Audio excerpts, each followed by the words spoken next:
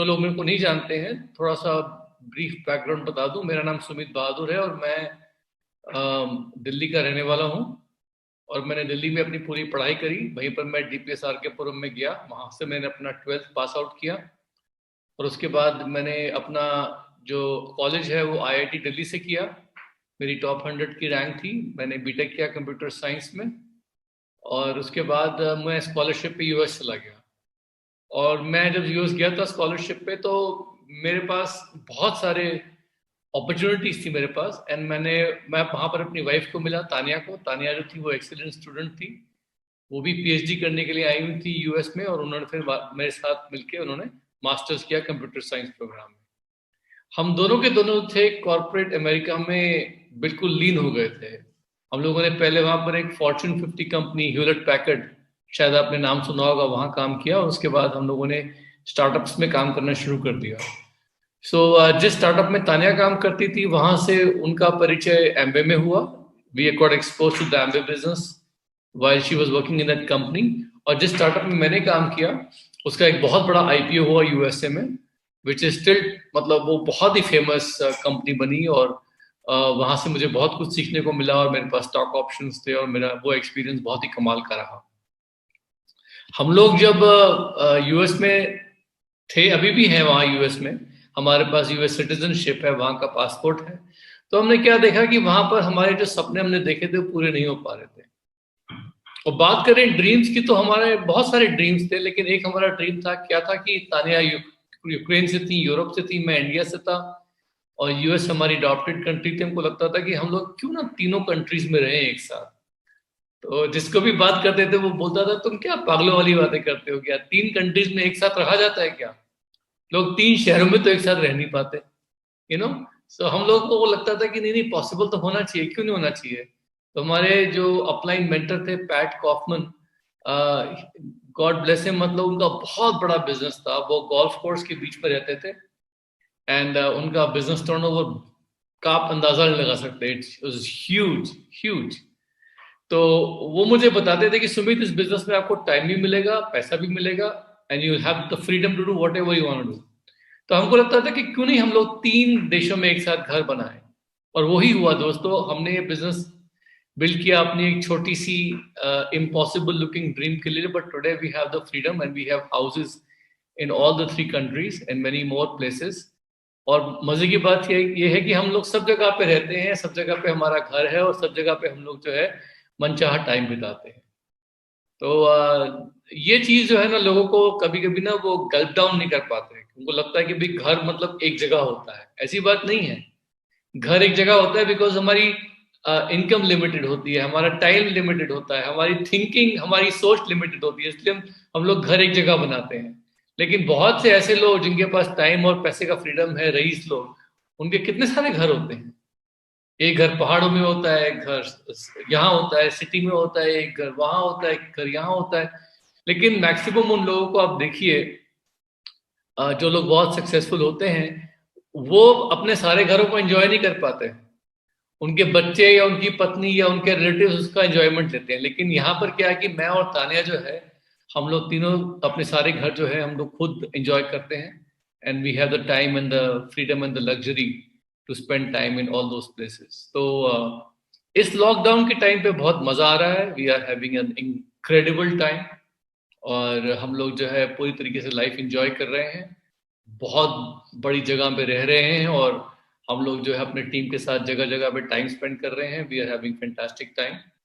अब बात करते हैं एमवे बिजनेस की, कि ये एमवे बिजनेस, आप जितने भी लोग यहाँ बैठे हैं, आपके लिए बहुत बहुत बहुत जरूरी क्यों है। देखिए दोस्तों, जैसा किसी ने बहुत अच्छा बताया आपने, कि बदलाव के साथ साथ बदलना चाहिए। तो change is the only constant you have. अब चेंज जो होता है वो हर प्रकार से होता है। जैसे ऋतुएं आती हैं, ऋतु सीजन्स आते हैं, एक सीजन के बाद दूसरा सीजन, उसके बाद सीजन, सब चीजें एक जैसी नहीं रहती। हम भी चेंज होते हैं, समय के साथ साथ बदलते हैं। वैसे ही इकोनॉमी, वैसे ही कंट्रीज, वैसे ही परिस्थितियां भी बदलती हैं। और मैंने क्या देखा है कि ट्रेंड्स जो होते हैं ना, वो आने से पहले बहुत सी बार क्या होता है कि आप लोगों को एक हिंट दे देते हैं कि चीजें बदलने वाली हैं। तो जब मैं 1998 में इंडिया आया था एमबीए बिजनेस बिल्ड करने के लिए, तो उस वक्त मैंने देख लिया था कि अमेरिका में चीजें बदल रही हैं, और आज उसका अनुमान लग ही रहा है अमेरिका में क्या कुछ नहीं हो रहा है, सब गड़बड़ सड़बड़ वहां अमेरिका में हो रहा है इस तरीके से, और कोरोना वायरस की में जितने लोग वहां मर रहे हैं अमेरिका में, वर्ल्ड की सबसे बड़ी इकोनॉमी में, उतने तो शायद इंडिया में भी नहीं मर रहे होंगे। चीजें बहुत बदल रही थी वहां पर अमेरिका में। प्लस मैंने देखा क्या कि अपॉर्चुनिटी अमेरिका में नहीं इंडिया में ज्यादा है, क्योंकि इंडिया में मेरे को यूथ दिख रहा था, यंग लोग दिख रहे थे। साथ साथ मुझे पता था कि इंडिया में जो चीजें हैं ना वो अभी बन रही हैं, अमेरिका तो एकदम सजा धजा ऑलरेडी तैयार है। So I could make out कि things are going to go downhill there, but India में तो सिर्फ ऊपर ऊपर ऊपर ऊपर ऊपर ही जाएंगे। तो 1998 में हम लोगों ने एक बोल्ड डिसीजन लिया कि क्यों नहीं हम लोग जो है इंडिया में आते हैं, और वो भी एमवे बिजनेस बिल्ड करते हैं, किसी और वजह से नहीं, एमवे बिजनेस बिल्ड करने के लिए। तो हमें इंडिया का पोटेंशियल बहुत बड़ा दिखा। हमको लगा कि India will be huge billion dollar market, और इंडिया में एक बहुत बड़ा यूथ है जो अपॉर्चुनिटीज खोज रहा है। सो एमवे का जो गाइडेड एंटरप्रेन्योरशिप मॉडल है वो इंडिया की साइकी को एकदम फिट बैठता है, बिकॉज इंडिया जो है उसमें हम लोग टीचर को बहुत बड़ा मानते हैं। तो गुरु एक प्रथा है कि हर व्यक्ति को पता है गुरु क्या होता है, और हमारे बिजनेस में जो मेंटरशिप प्रोग्राम है वो एक प्रकार से हमारा जो इंडिया में रिस्पेक्ट देते हैं टीचर को, गुरु को, उसी की तरह है। So Amway is a guided entrepreneurship model, जिसमें एंटरप्रेन्योरशिप जो है वो गाइड कौन करता है, वो गाइड करता है आपका मेंटर। मेंटर वो होता है जो काम करके दिखाता है, सिर्फ बातें नहीं बताते हैं, वो भाषण नहीं देते, वो करके दिखाते हैं, यू नो, और स्ट्रिक्टली दिखाते हैं, स्ट्रिक्टली। तो यहाँ पर मेरे को आई वॉज वेरी लकी कि मेरे को एक बहुत अच्छे मेंटर मिले पैट कॉफमन के रूप में, हु वॉज वेरी सक्सेसफुल। और इंडिया में आने के बाद मैंने उन्हीं की टीचिंग्स को अप्लाई किया, और यहाँ पर बहुत सारे जबरदस्त लोग मेरे को मिले, हमारी टीम बनी, और यहाँ पर लोग इतने सक्सेसफुल हुए, इतने सक्सेसफुल हुए कि I have seen people's lives getting change, you know. India में इस वक्त पोटेंशियल ये है कि हम लोगों का बिजनेस जो है वो 4-5 गुना तो अगले 3-4 सालों में ग्रो करेगा, बट मेरे को लगता है कि लॉन्ग टर्म जो है अगले 10-15 साल में, 20 साल में देखा जाए तो इंडिया का टर्नओवर जो है वो मोर देन 10-15 टाइम्स ग्रो करेगा। जो पूरा इंडिया वर्ल्ड का टर्नओवर है एमवे का, वो अकेला इंडिया कर सकता है, क्योंकि इंडिया जो है, इंडिया में हमारा इस वक्त एक ऐसा फेज आ रहा है जब डायरेक्ट सेलिंग को, ई कॉमर्स को लोग बहुत ज्यादा प्रेफर कर रहे हैं। और ई कॉमर्स में सबसे ज्यादा कंपनियां वो काम करेंगी जिनके खुद के पेटेंट्स हैं, जिनकी खुद की आर&डी है, जिनके खुद के मैन्युफैक्चरिंग है। सिर्फ अच्छा प्लान लाने से काम नहीं चलेगा, आपको अच्छे प्रोडक्ट्स जो आप खुद मैन्युफैक्चर करते हैं, जिसमें आपका खुद आर&डी है, वो भी आपको प्रोड्यूस करने पड़ेंगे, पैदा करने पड़ेंगे इंडिया में। और वहां पर एमवे से बड़ी तो कोई कंपनी है नहीं, बिकॉज एमवे ने ये आर&डी करके अपने इंडिया में इतना बड़ा एक प्लांट लगाया है जहां पर सारे के इनके इंडिया के प्रोडक्ट जो है मैन्युफैक्चर होते हैं। सो हम लोग जो है एम्प्लॉयमेंट जनरेटर भी हैं और एंटरप्रेन्योरशिप जनरेटर भी हैं। हम लोग एंटरप्रेन्योरशिप भी देते हैं और साथ साथ कंपनी जो है लोगों को एम्प्लॉयमेंट भी दे रही है। इस वक्त जो है पूरी तरीके से हमारा बिजनेस जो है ई कॉमर्स बिजनेस हो गया है। क्यों? बिकॉज कोरोना आने के बाद हम लोगों का जो ऑर्डरिंग था वो भी पूरा ऑनलाइन हो गया है, हमारी ट्रेनिंग एंड सपोर्ट भी ऑनलाइन हो गई है, और हमारा जो प्लान होता है वो भी हम ऑनलाइन शेयर कर रहे हैं। मुझे लगता है कि ये एक चीज जो है हमारे सक्सेस को बहुत दूर लेके जाएगी, बहुत दूर। बिकॉज शुरू में क्या होता था कि हम लिमिटेड थे। जब मैं प्लान दिखाने आया करता था, या जब आप भी लोग प्लान दिखाया करते थे करीब 1 साल पहले, तो आपको लोगों से अपॉइंटमेंट लेके उनसे मिलना पड़ता था फिजिकली। तो बहुत सी बार लोग अपॉइंटमेंट देते थे, 1 हफ्ते का, 2 हफ्ते आगे का, या 5 दिन आगे का। और हम भी लोगों को कॉल करके जब अपॉइंटमेंट बुक करते थे तो वो बोलते थे कि इस वीक आपके पास वेंसडे या फ्राइडे में से कौन सा दिन सूटेबल है। हम लोग हमेशा अगले हफ्ते के लिए अपॉइंटमेंट दिया करते थे। अब सिचुएशन ये हो गई है कि जब मैं प्रॉस्पेक्ट्स को फोन करता हूं और बोलता हूं कि हम लोग ऑनलाइन मिल सकते हैं, तो लोग मुझे आधे घंटे आगे का प्लान टाइम देने को तैयार हो जाते हैं। यानी मैंने उनको कॉल अभी किया 9 बजे, तो लोग कभी कभी 9:30 बजे आधे घंटे बाद मिलने को तैयार हो जाते हैं जूम पे। तो कहाँ तो हम लोग अगले हफ्ते की बात क्या करते थे, और कहाँ आधे घंटे बाद लोग मिल रहे हैं हम लोगों को। तो ये तो हमारे टाइम का इतना जबरदस्त उपयोग हो रहा है कि मैं क्या बताऊं। और पहले जहां पर लोग आनाकानी करते थे कि अच्छा बताते हैं, क्योंकि उनको लगता था कि मिलना मतलब ट्रैवल, उनके पास जाना पड़ेगा, या वो मेरे पास आएंगे, या उनके घर पे जाएंगे या वो मेरे घर पे आएंगे। तो अब क्या है ना कि ऑनलाइन मिलने में लोग बहुत कंफर्टेबल हो गए हैं, and that is the new normal right now. और मैंने क्या देखा है कि इंडिया में टेक्नोलॉजी का अडॉप्शन बहुत तेजी से हो रहा है। आज हमारे घर पे ग्रोसरी, दूध, पिज्जा सब कुछ आ जाता है ऑनलाइन। हम लोग अपने ऑनलाइन बिल पे करते हैं, अपना मोबाइल बिल ऑनलाइन पे करते हैं, अपना इलेक्ट्रिसिटी का बिल ऑनलाइन पे करते हैं, इवन पानी का बिल भी ऑनलाइन पे कर देते हैं।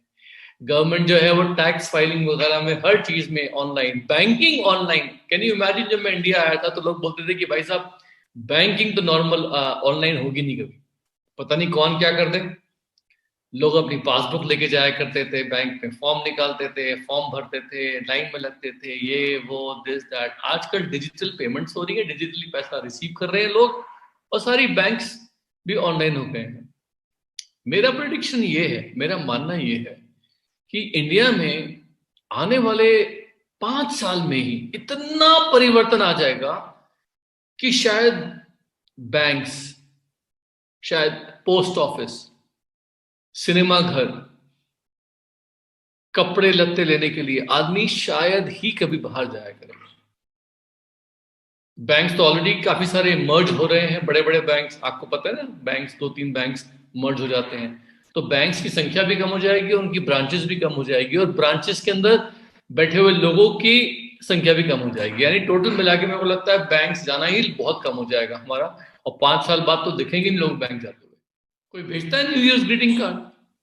इवन तो आजकल शादी ब्याह में भी जो है ना, लोग अपने कार्ड जो है ना वो ईमेल पे भेजते हैं, शादी ब्याह में भी। और जब मैं इंडिया आया था तो देखता था कि शादी ब्याह का एक ट्रेंड चल रहा है, धीमे धीमे शादियां बड़ी बड़ी बड़ी बड़ी बड़ी हो रही थी। और उसके बाद एक पॉइंट तो ऐसा आया कि मतलब लोग शादियों में मतलब क्या कुछ नहीं करते थे, इसको बुला लेते थे, उसको बुला लेते थे, बड़ी बड़ी वेडिंग होती थी और सबको खाना देते थे, ये वो दे सर। अब मैं क्या देख रहा हूँ कि पूरा रिवर्स ट्रेंड हो रहा है। आजकल जो वेडिंग्स होती है ना, उसे कहते हैं डेस्टिनेशन वेडिंग। हमारे जितने भी फ्रेंड्स हैं उनके घरों में वेडिंग हो रही है, वो कहते हैं सर डेस्टिनेशन वेडिंग है। क्या मतलब? अभी किसी की वेडिंग है, वो बता रहे थे कि महाबलीपुरम जाएंगे, लेकिन पूरी फैमिली को, सबको इकट्ठा करने के बजाय सिर्फ 300 लोगों को उन्होंने लिमिटेड इनविटेशन दिया। बस ये 300 लोग जाएंगे, और जो लड़का और लड़की शादी कर रहे हैं वो चाहते हैं हम लोग अपनी हैप्पी मेमोरीज क्रिएट करें, 3 दिन का एक डेस्टिनेशन वेडिंग। तो अब धीमे धीमे लोग जो है ना वो उकता गए हैं, बड़े बड़े बड़े बड़े शादी ब्याह में इसको बुला लो, उसको बुला लो, उसको बुला लो, कोई छुट ना जाए, ये वो करते करते अब कम लोगों के साथ डेस्टिनेशन वेडिंग, बाकी लोगों के लिए बस एक पब्लिक रिसेप्शन, खत्म। अब पूरी तरीके से इंडिया में सब कुछ जो है वो ट्रेंड चेंज हो रहे हैं। बहुत चीजों में मैं देख रहा हूं कि बहुत सारे ऑप्शंस खुल गए हैं, डिजिटली बहुत कुछ चीज हो रहा है, लेकिन डिजिटल माइंडसेट रखना बहुत जरूरी है, बिकॉज इस डिजिटल इकोनॉमी में पैसा बहुत कमाया जाएगा। और बहुत सारी ऐसी नौकरियां जो आज आपको लगता है कि बहुत ही पॉपुलर हैं, ये आने वाले टाइम पे रहेंगी ही नहीं। अनुमानित ये है कि आने वाले टाइम में टेक्नोलॉजी के साथ, आर्टिफिशियल इंटेलिजेंस के साथ धीमे धीमे धीमे धीमे 47% जॉब्स जो है वो निकल जाएंगी। आज आप ये देखिए कि आज अगर हम लोग टॉप 5 प्रोफाइल्स देखें जॉब्स की, टॉप 5 हॉटेस्ट जॉब्स देखें, तो ये जॉब प्रोफाइल्स आज से 10 साल पहले मौजूद ही नहीं थे। They were no longer there. It's a fact. बहुत सारी ऐसी आज की तारीख में जॉब्स है जहां पर दे वर नो लॉन्गर देयर। तो कहने का मतलब क्या है कि इस वक्त एमवे बिजनेस एक ऐसा बिजनेस है जहां पर हमें स्टेबिलिटी दिखती है, जहां पर हमें लॉन्जेविटी दिख रही है, बिकॉज ई कॉमर्स बिजनेस में कंपनी आपको हक दे रही है, आप नेटवर्क बनाइए, अपनी एक कम्युनिटी बनाइए लाइक माइंडेड लोगों की, जिसे हम कहते हैं आज की तारीख में एक बजवर्ड है tribe. You make your own tribe. और इस कम्युनिटी, इस टीम में जो भी उसका नाम दे दें, इसके मुखिया आप हैं, और इसके मुखिया आप हैं, आपकी वाइफ और आप दोनों, और इसकी जो ओनरशिप है, जो इसकी जो संपत्ति है, जो ये जायदाद है आपकी, जो नेटवर्क के रूप में, ये आपकी फैमिली में रहेगी। बल्कि कंपनी जो है एमवे आपको सक्सेशन प्लानिंग करने के लिए हेल्प भी करती है जब आपका पिन बहुत बड़ा हो जाता है अलग से। और फिर इस पूरे के पूरे कम्युनिटी में, पूरी टीम में जितना भी टर्नओवर जनरेट होगा हर तरह के प्रोडक्ट से, वो टर्नओवर जो होता है उसका बेनिफिट आपको मिलने वाला है। तो इस वक्त जो है सबसे पहली बात तो मैं आप लोगों को ये बताना चाहता हूं कि पुराने तरीके से जो काम कर रहे थे लोग, जिस प्रकार से फिजिकली जा जाके लोगों से मिलना। अभी अपनी सोच बदल दीजिए, क्योंकि डिजिटल माइंडसेट रखना बहुत जरूरी है। टेक्नोलॉजी का उपयोग करना और डिजिटल माइंडसेट रखना दोनों में अंतर है। फॉर एग्जाम्पल देता हूं मैं, कि अगर हम लोग जो हैं ग्रोसरीज खरीदने के लिए जाते हैं मार्केट में, और वहां जाके ग्रोसरीज खरीदने के बाद जो पेमेंट है वो हम लोग पेटीएम से करते हैं। तो हम लोग टेक्नोलॉजी का उपयोग तो कर रहे हैं पेमेंट करने के लिए, लेकिन हम लोगों का डिजिटल माइंडसेट नहीं है। क्योंकि अगर डिजिटल माइंडसेट होता तो शायद हम लोग घर से ही ऑनलाइन उसको ऑर्डर करते और सब कुछ ऑनलाइन कर लेते। समझ रहे हैं आप मेरी बात? I am just giving you an example कि बहुत सी बार हम लोग जो है पुराने तरीके से काम अभी भी करते हैं, लेकिन डिजिटल माइंडसेट रखते हैं। जैसे कभी कभी क्या होता है, किसी जगह पे जाते हैं जहां जाने की जरूरत नहीं होती है, और वहां पर जाने के बाद केवल पेमेंट जो है हम ऑनलाइन पेटीएम से कर देते हैं बस से। तो ये चीज जो है ये हम लोगों को समझनी पड़ेगी कि इस वक्त हमारा जो माइंडसेट है वो डिजिटल माइंडसेट होना चाहिए, नंबर वन। आई होप आप सब के सब लोग जो है ये बात समझ पा रहे हैं। दूसरी बात जो मैं आपको बताना चाहता हूँ वो ये है कि एमबे बिजनेस आपके बिना भी चलने वाला है और बहुत बड़ा होगा। अगर आप में से बहुत से लोग ऐसे हैं तो ये सोच लेते हैं कि हम तो नहीं बदलेंगे, हम तो वैसे ही हैं, हम लोगों को तो ये प्रोडक्ट की पकड़ है, हम इसी प्रोडक्ट से बिजनेस बिल्ड कर लेंगे, इसी प्रोडक्ट से डायमंड ले जाएंगे। नहीं, आपका पास एमवे के बहुत सारे प्रोडक्ट्स हैं, आपको सारे के सारे प्रोडक्ट्स यूज करने हैं, डाइवर्सिफाइड रहना है, और दूसरे अपने काम करने के तरीके को बदलना पड़ेगा। रिलेशनशिप्स, दोस्ती भले ही आप लोग फिजिकली बिल्ड करें, लेकिन प्लान दिखाना, लोगों को स्पॉन्सर करना ऑनलाइन सीखना पड़ेगा। धीमे धीमे ऑर्डरिंग सब जगह पे होगी, एक दिन में प्रोडक्ट पहुंच जाएंगे। ऑर्डरिंग भी फिजिकली ऑनलाइन करनी पड़ेगी, सब काम के लिए ट्रेनिंग भी ऑनलाइन, मोटिवेशन भी ऑनलाइन। शुरू शुरू में नए लोगों के साथ रिलेशनशिप बिल्डिंग फिजिकली हो गई, लेकिन उसके बाद उसको आगे चलाने में ऑनलाइन बहुत सहायता करता है। तो यहां पर जो है सारे प्रोडक्ट्स में हाथ रखिए, डाइवर्सिफाई रखिए, क्योंकि कब कहां मौका बदल जाएगा, कौन सा प्रोडक्ट हिट हो जाएगा, यू डोंट नो। न्यूट्रलाइट अभी टॉप पे है क्योंकि न्यूट्रलाइट की सबको जरूरत है। आपको पता है च्यवनप्राश आने वाला है, आपको पता है 400 मिलीग्राम का बायोसी आने वाला है टाइम रिलीज का, जो बहुत ही एडवांस टेक्नोलॉजी है। आपको पता है कि एमवे के कुछ कैटलॉग प्रोडक्ट्स भी आ जाएंगे जिसमें हम लोगों को प्रोडक्ट की जरूरत होती है फुल पीवी पे। तो बहुत सारी चीजें ऐसी हैं जो अब हमारे पास समय के साथ साथ आती रहेंगी, लेकिन अपने आप को वेल डाइवर्सिफाइड करना है। ये नहीं कि सिर्फ आर्टिस्ट्री में या सिर्फ एप्सा में या सिर्फ एक ही प्रोडक्ट में रह के बिजनेस बिल्ड करना है। Keep your self well diversified, number one. Number two, digital खाली उपयोग मत करिए, डिजिटल माइंडसेट भी रखिए, बहुत जरूरी है। नंबर थ्री जो बहुत इंपॉर्टेंट है वो ये है कि इस वक्त आप लोगों को हमेशा कुछ ना कुछ मिनिमम काम हर रोज करते रहना पड़ेगा। बहुत सी बात क्या होता है कि ना हम लोगों को लगता है कि ये छोटे छोटे काम हर रोज बेसिस पे हम लोग क्यों करें, कैसे करें, क्या करें, क्योंकि हम लोगों को लगता है कुछ बड़ा काम करके बड़ा बिजनेस होगा। दोस्तों, मैंने देखा है कि इस बिजनेस में और लाइफ में छोटे छोटे काम जो है रोजमर्रा करने पे बहुत फायदा होता है। जैसे फॉर एग्जाम्पल अगर मैं आपको बोलूं कि आपको सुबह उठ के केवल प्राणायाम करना चाहिए या मॉर्निंग में वॉक करनी चाहिए, आप एक दिन करोगे, दो दिन करेंगे, लगता है कि क्या होगा इससे, एक हफ्ता कर लिया क्या होगा। लेकिन अगर आप लगातार एक साल करोगे ना तो आपको इमीडिएटली फायदा आना शुरू हो जाएगा, बहुत जबरदस्त फायदा, रात और दिन का अंतर इस तरीके से। तो मैंने क्या देखा है कि छोटी छोटी चीजें अगर लंबे समय तक और लगातार करते रहते हैं उसका बहुत बड़ा इफेक्ट आता है। इतना बड़ा इफेक्ट कि मतलब उसका एंड रिजल्ट क्या होगा उसका अनुमान लगाना मुश्किल है। तो छोटी छोटी चीजें क्या है इस बिजनेस में कि मेकिंग श्योर कि आप लोग जो है हर रोज 10 फोन कॉल कर रहे हो, हर रोज कम से कम एक मीटिंग कर रहे हो आप लोग, चाहे वो प्लान दिखाने का, चाहे वो प्रोडक्ट डेमो है। अब हर महीने जो है कम से कम आप लोगों का इतना मिनिमम टारगेट जो है टर्नओवर है वो करना है आपको, वो कर रहे हैं। 3 से 4 कस्टमर बनाए आपने। इस बिजनेस में कोई बड़ा बड़ा काम नहीं करना, आपके कम से कम अगर 25-30 कस्टमर बन जाते हैं over a period of time, जिनके साथ आप बिल्कुल अच्छे से रिलेशनशिप बिल्ड कर रहे हैं, तो उनके साथ आप जितना मर्जी पीवी करना चाहो करो, लेकिन आपको बहुत बहुत सारा काम नहीं करना। 25-30 कस्टमर और हर महीने एक फ्रंट लाइन डालना है, हर महीने किसी अच्छे आदमी को स्पॉन्सर करना है, जिसे आपने टटोला है, जिसको आपने परखा है, जिसको आपने प्री क्वालिफाई किया है।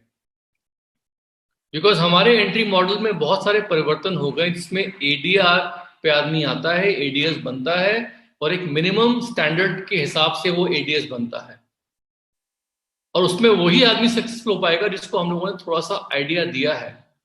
तो मैं तो हमेशा लोगों को जब बिजनेस में लेके आता हूँ, मैंने सफलता की और बढ़ते कदम अपनी सीढ़ी में भी डाली यही बात, मैं उनको हमेशा 5 सवाल करके टटोलता हूँ उनको बातों बातों में।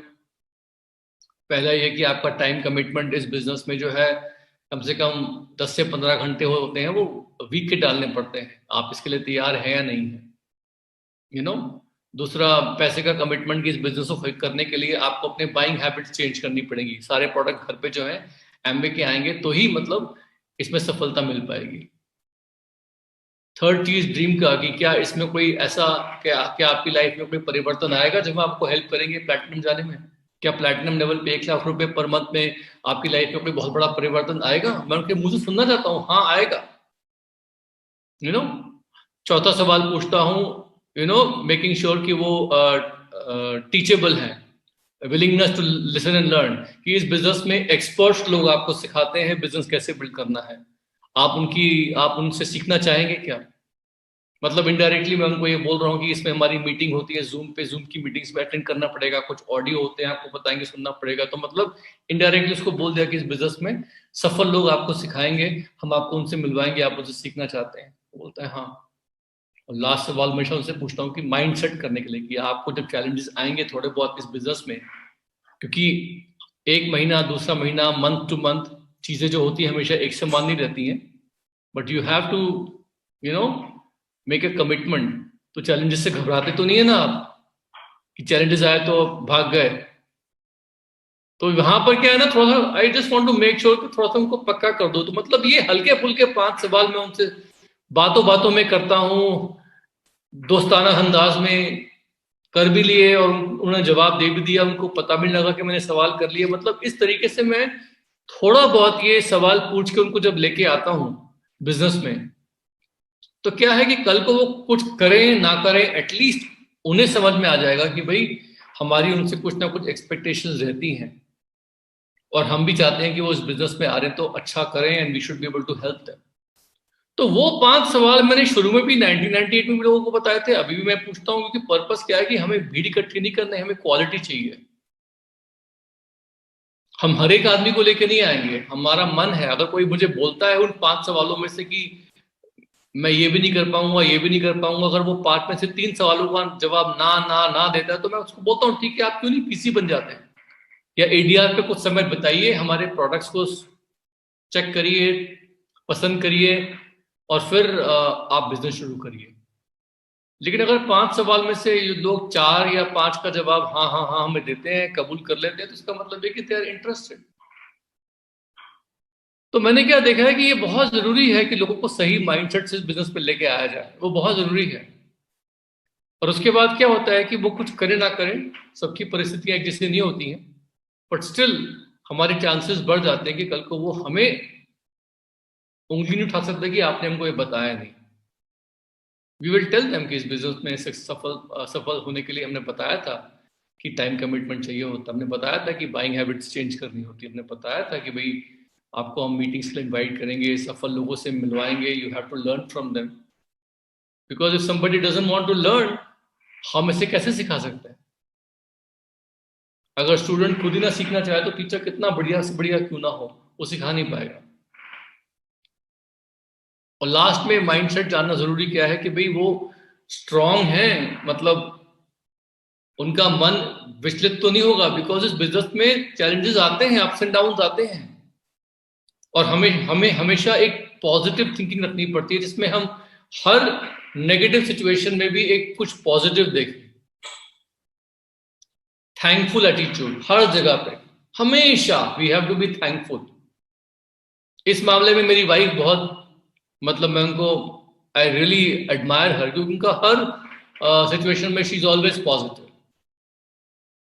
हमेशा मैंने देखा है, जब मैं इंडिया आया था, और वो आपको पता ही है यूरोप से है, तो मुझे नहीं पता था कि इंडिया में वो कैसे एडजस्ट करेंगी, गर्मी, धूल, इससे वो क्या, क्योंकि सारी उम्र तो वो यूरोप में और अमेरिका में रही हैं, लेकिन उन्होंने बहुत अच्छे से एडजस्ट कर लिया। She was enjoying herself. हालांकि उनको इंडिया में शुरू में ये समझ में नहीं आता था कि यहाँ पर इतने नौकर चाकर क्यों है हर घर में काम करने वाले, क्योंकि जहां पर वो थी वहां पर सब काम लोग खुद किया करते हैं और घर में इतने नौकर नहीं होते थे। मुझे याद है जब हम पहली बार लखनऊ गए थे, लखनऊ में, तो लखनऊ में रिक्शे होते हैं, पता है ना, रिक्शे जो चलाते हैं लोग। तो एक बार हम रिक्शे में बैठ के कहीं जा रहे थे, तो रिक्शा जब चढ़ाई पे आया, तो चढ़ाई पे आया तो रिक्शा वाला जो था ना, वो पहले तो वो चला रहा था बड़ी मुश्किल से, उसके बाद वो रिक्शे से उतर के ना अपने हाथ से ना खींचने लगा हम लोगों को।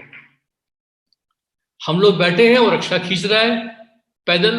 तो मेरी वाइफ इमीडिएटली उतर गई रिक्शे से और पैदल चलने लगी। तो मैंने बोला क्या कर रहे हो? कह रही तुमने मुझे बताया कि भाई हम लोग तो स्ट्रांग है, वो हमें खींच रहा, हम रिक्शे पे बैठे हैं, अच्छा लगता है क्या? तो खैर वो चढ़ाई गई और वो चला गया। इस टाइप का उनका माइंडसेट है कि मतलब शी फील्स कि भाई यू नो। तो एक बार क्या हुआ कि हम लोग दिल्ली में कहीं जा रहे थे, एम्स के चौराहे पे। तो वहां पर एक कोई कुछ लेडी थी, वो प्रेग्नेंट थी और वो गांव से आई थी, तो वो कुछ दिखा रही थी कि मेरे को पैसे चाहिए, पैसे चाहिए, मेरी घर में कोई प्रेग्नेंट है, मैं उसको एम्स लेके आई हूँ और पैसे चाहिए। तो मेरे को लगा कि नाटक कर रहे हैं, तो मैंने कुछ अपना शीशा खोला ही नहीं गाड़ी का, लेकिन मेरी वाइफ ने फट से 50 रुपए उनको निकाल के दे दिए जो थे पर्स से। तो मैंने बोला अरे क्या किया? वो तो ऐसी बोलती, नहीं नहीं, वो उसकी पता नहीं कोई लेडी प्रेग्नेंट है, उसको पैसे चाहिए तो उन्होंने दे दिए। और मैं कुछ नहीं बोला, लेकिन मुझे शक था। उसी चौराहे से हम लोग कुछ दिन बाद फिर से गुजर रहे थे, तो मैंने देखा कि वो दोनों लेडीज जो है वो कहीं वो बगल में ना चाय पी रही हैं किसी दुकान पे बैठ के, वो एम्स चौराहे के जस्ट सामने, एम्स ऑल इंडिया इंस्टीट्यूट के सब सामने। तो मैंने तानिया को रेड लाइट बोला, देखो पता है ना वो कौन है? तो उसने देखा, मैंने बताया ये वही है जो उस दिन नाटक कर रहे थे कि वो प्रेग्नेंट है और उनको पैसे चाहिए। अभी देखो दोनों बैठ के चाय पी रही है। और एक लेडी जो प्रेग्नेंट उस दिन दिख रही थी, अभी तो वो प्रेग्नेंट भी दिख नहीं रही है, she is not even looking pregnant. तो मैंने तानिया को दिखाया कि देखो उन्होंने बेवकूफ बना दिया। तो मेरी वाइफ का अभी भी याद है, वो पहले रिएक्शन पता है क्या था कि अरे बी थैंकफुल, चलो थैंक गॉड, वो दोनों तो ठीक है ना, उन्हें तो कुछ नहीं हुआ ना। अपने पैसे को छोड़ो, दे आर एब्सोल्युटली फाइन। तो मेरे को लगा था कि मतलब इसमें हम लोग तो ये सोचते थे कि हमें बेवकूफ बना दिया, और उनका एटीट्यूड ये था कि चलो कोई थैंकफुल की मतलब किसी को कुछ हुआ नहीं, मतलब तो मैंने ये देखा है कि इस बिजनेस में ना बहुत ही बार हम लोगों को ना बड़ा इनोसेंट बन के ना बड़े हर सिचुएशन में एक थैंकफुल एटीट्यूड, जो दिखे थैंक यू। डाउनलाइन कुछ भी करता है, अरे यार कम से कम डाउनलाइन है तो हमारे पास, और कभी ये हो गया तो उसमें भी थैंकफुल। तो मतलब हर सिचुएशन में हमें अच्छा देखना होता है। ये इस बिजनेस की खासियत है, वरना ये बिजनेस करना बड़ा मुश्किल होता है हम लोगों को। अगर हम हर सिचुएशन में कुछ ना कुछ नेगेटिव खोजेंगे तो मिल जाएगा, लेकिन हर सिचुएशन में से कुछ थैंकफुल या कुछ पॉजिटिव निकालेंगे कि जिसके लिए हम भगवान को थैंक यू बोल सकें, दैट्स वेरी वंडरफुल। मैं तो हर रोज आई लर्न कि भाई इस बिजनेस में how to have an attitude of gratitude, वो बहुत जरूरी है। मैं आपको अपनी पर्सनल एग्जांपल से बता रहा हूं, मैं ये बात जो मैंने देखी है अपनी वाइफ पे, बिकॉज वो इंडिया से नहीं है, तो उनका एक फ्रेश आउटलुक है इंडिया में, जो मैं उनसे देख के बहुत कुछ सीखता हूँ। तो मैंने क्या देखा है कि इस बिजनेस में ये फ्रेश आउटलुक जिंदगी के प्रति, अपने ड्रीम्स के प्रति, लोगों के प्रति होना बहुत जरूरी है। बिकॉज हम टीम बिल्ड कर रहे हैं रियल लिविंग ह्यूमन बींग्स की, जिसमें हर ह्यूमन बींग का मेकअप डिफरेंट है, उसकी आत्मा, उसके अंदर बॉडी के सेल्स वगैरह सब डिफरेंट है, उसके परिस्थितियां, उसके पुराने एक्सपीरियंसेस डिफरेंट है, हर एक की ड्रीम्स, अपने सपने, और हर एक की चाहते फर्क फर्क है। तो यहां पर क्या है ना कि हर एक का सोच, विचार, पर्सनालिटी अलग अलग है। आप उन सबको एक धागे में पिरो रहे हैं टीम की तरह, तो वो आपको प्यार से करना पड़ेगा। डांट फटकार के तो यहाँ कुछ भी नहीं होगा। कभी कभी स्ट्रिक्टनेस चाहिए होती है, कभी कभी डांटना भी पड़ता है। जब प्यार हो जाता है तो डांटने का हक भी मिल जाता है, क्योंकि आप टीचर हैं, अगर स्टूडेंट को नहीं डांटेंगे तो कौन डांटेगा। लेकिन वो पहले हक हमको जीतना पड़ता है उनका। इसलिए आप सबके सब लोग यहाँ जितने भी बैठे हैं ना, अपनी टीम बनाइए और उनका पहले दिल जीतिए, मन जीतिए उनका।